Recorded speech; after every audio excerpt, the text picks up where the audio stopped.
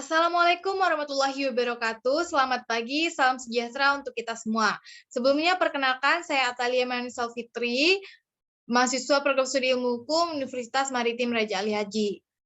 Baiklah, pada kesempatan kali ini saya akan menjelaskan dan memaparkan materi terkait perhitungan PPh atau pajak penghasilan, PBB, PPN, dan PPNBM. Baik, kita langsung saja. Jadi, pertama kita akan membahas mengenai PBB. Nah, PBB ini merupakan pajak bumi dan bangunan. Jadi, tarif PBB terbaru ini naik seiring berlakunya Undang-Undang HKPD yang disahkan Presiden Joko Widodo pada awal 2022. Nah, undang-undang ini mengatur berbagai ketentuan desentralisasi fiskal dan asas otonomi pemerintah. Salah satunya mengenai penetapan kenaikan tarif PBB.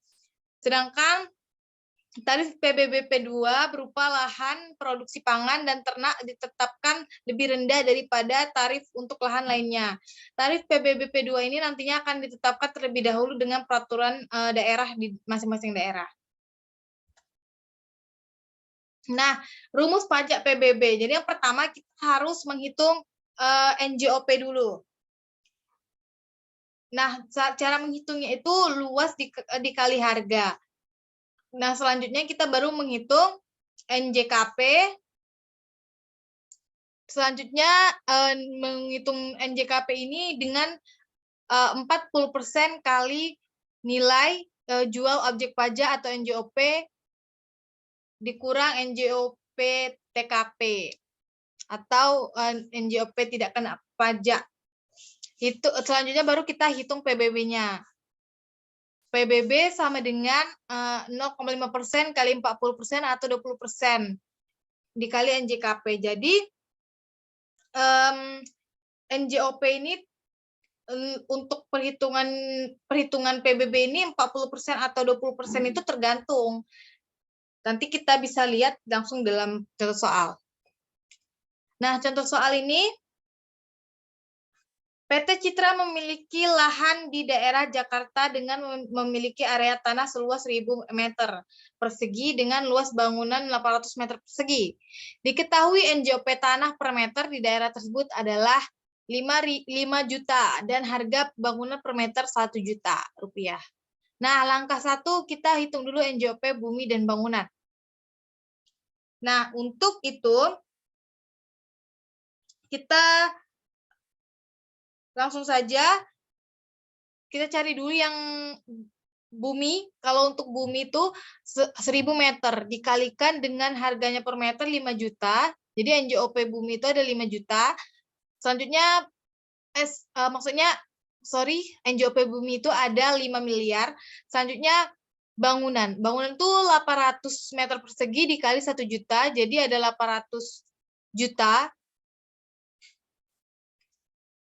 Nah, selanjutnya kita cari ditambah NJOP bumi dan bangunan itu dijumlahkan ya. NJOP bumi dan bangunan tadi dijumlahkan, dapatlah 5 miliar 800 juta rupiah.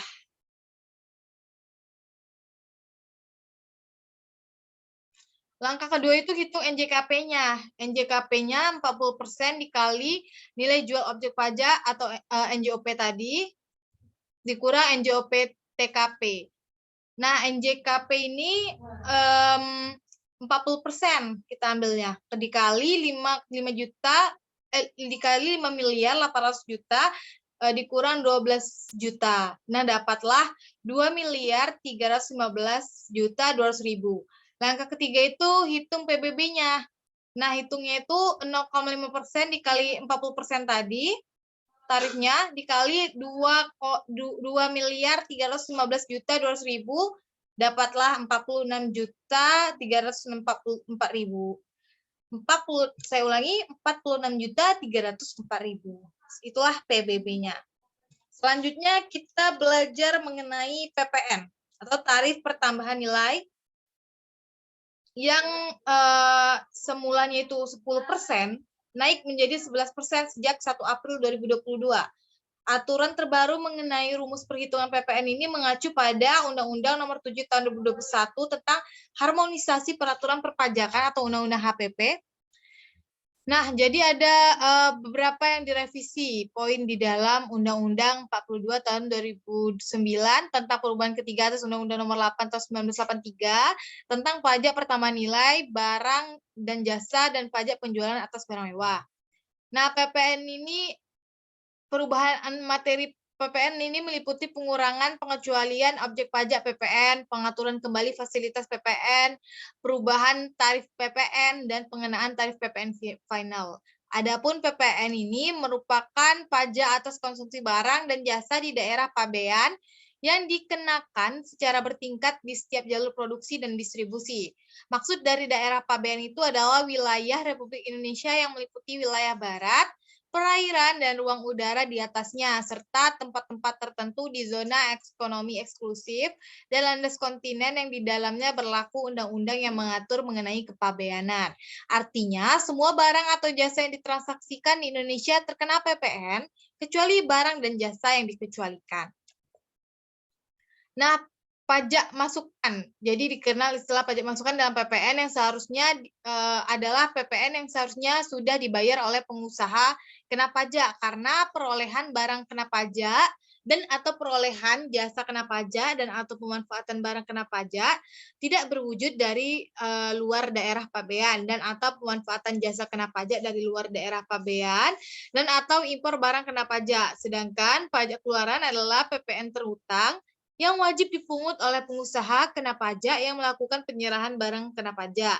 Penyerahan jasa kena pajak, ekspor barang kena pajak berwujud, ekspor barang kena pajak tidak berwujud, dan atau ekspor jasa kena pajak. Nah, selanjutnya untuk rumus PPN.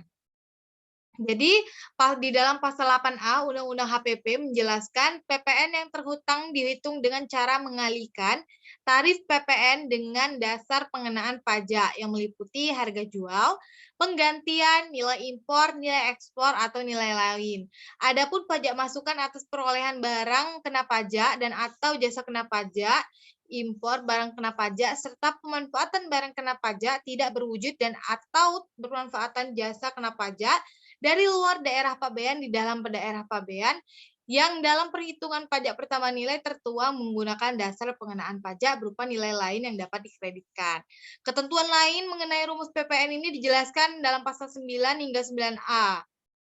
Nah, jadi intinya itu PPN dipungut sama dengan tarif dikali dasar pengenaan pajak atau DJP ya. Ini contoh soalnya. Bapak Goro membeli tunai barang kena pajak berupa laptop seharga 10 juta rupiah. Atas pembelian laptop tersebut, Bapak Goro menerima faktur pajak masukan sebesar 1 juta rupiah. Kemudian laptop tersebut dijual dengan harga 12 juta. Berapa PPN yang diterapkan Bapak Goro kepada pembeli laptop tersebut? Nah, kita bisa jawab dengan kita lihat PPN dipungut sebesar 12 juta rupiah dikali 11% karena tadi tarifnya sudah 11% ya. Langsung saja kita dapat bahwa 1.320.000. Nah, mengetahui kewajiban PPN yang disetor adalah dengan mengurangi PPN masukan dan PPN pengeluaran. Jadi 1.320.000 dikurang dengan 1 juta. Yang tadi itu kan udah diketahui faktur pajak masukannya 1 juta. Jadi didapatlah 320.000. Jadi Pak Goro memberikan atau menetapkan PPN terhadap pembeli laptop itu sebesar 320.000 rupiah. Selanjutnya itu PPNBM.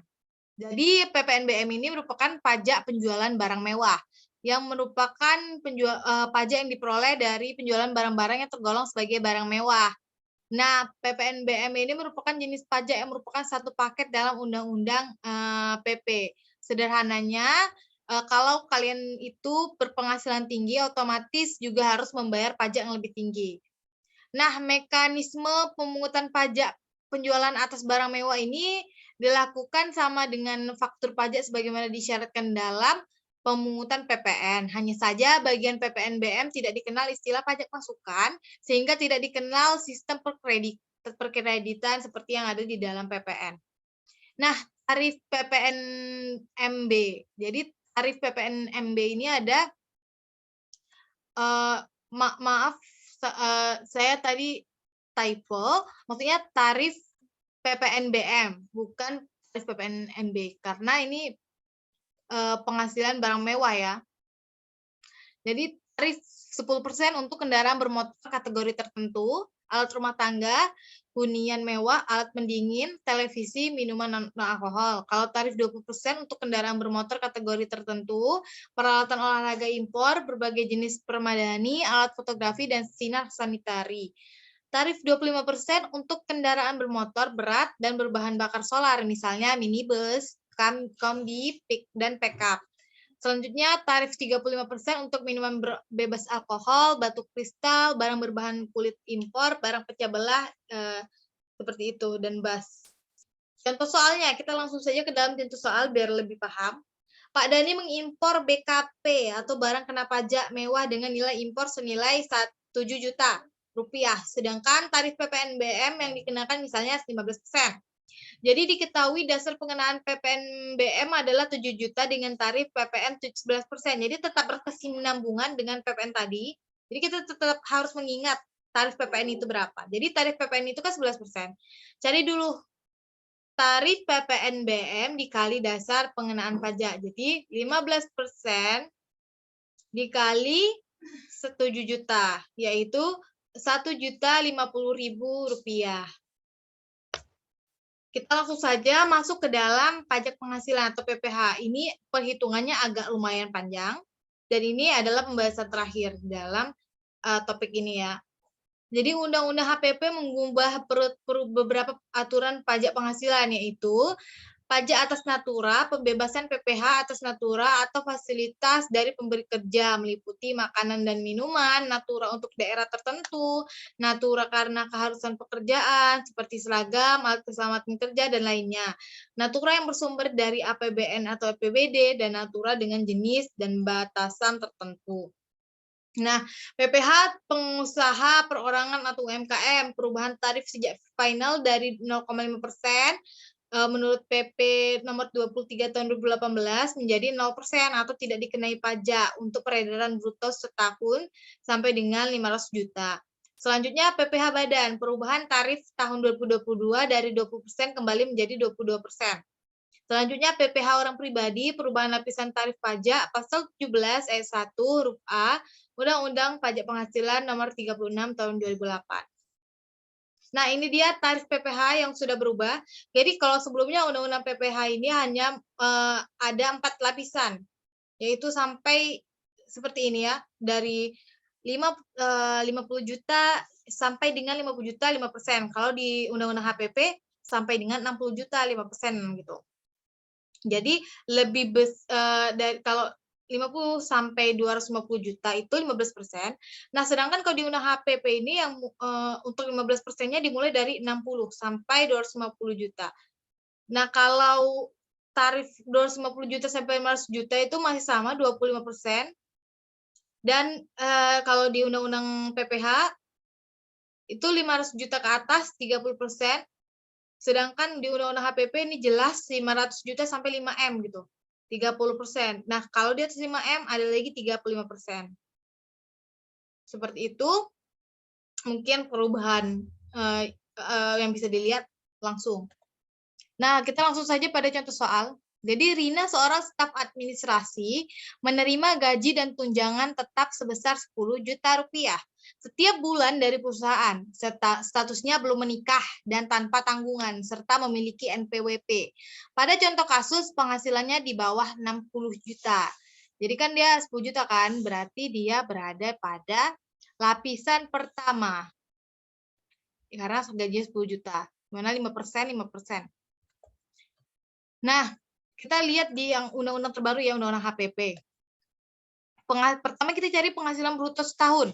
Penghasilannya itu 10 juta rupiah dikali 12 yaitu 120 juta rupiah. Lalu kita cari biaya jabatannya ini 120 penghasilan bruto setahun dikali 5% tadi tarifnya, yaitu jadi 6 juta rupiah.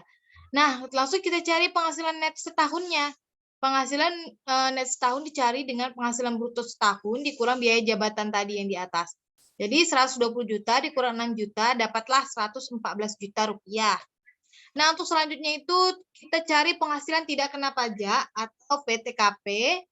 Jadi di sini kita ketahui bahwa di soal, tunggu ya. Nah, Rina ini yang belum menikah dan tanpa tanggungan. Berarti dia belum menikah dan tanpa tanggungan tuh 54 juta. Penghasilan kena pajak setelah itu dicari. Untuk mencarinya kita penghasilan neto setahun dikurang PTKP.